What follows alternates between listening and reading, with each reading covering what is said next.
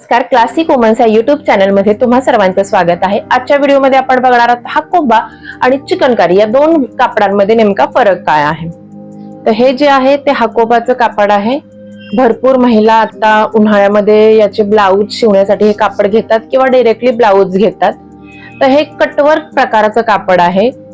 हे पूर्णतः मशीन वरतीच केलं जातं। याच्यामध्ये हँडमेड हा प्रकारच अवेलेबल नाहीये। सो बरेच जण तुम्हाला म्हणत असतील की हँडमेड हाकोबा आहे म्हणून महाग आहे ब्लाऊज असं तसं, बट नाही। याच्यावरती जेवढं वर्क जास्त असतं हे त्याच्यानुसार ब्लाऊजची किंवा कापडाची प्राइस वाढली जाते एवढं नक्की।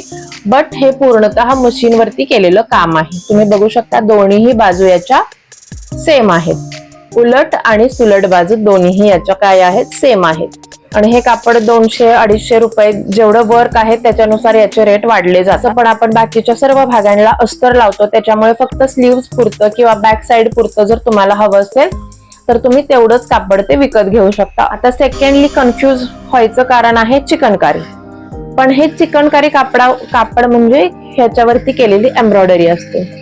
याच्यावरती कटवर्क नाहीये। तुम्ही बघू शकता वेगळा धागा घेऊन याच्यावरती एम्ब्रॉयडरी केली जाते, जे की चिकनकारी कापड म्हणून ओळखले जाते। याची बॅक साइड बघितली तर बॅक साइड हँडमेड आहे हे, पण याची बॅक साइड आणि फ्रंट साइड वेगळी असते चिकनकारी कापडाची।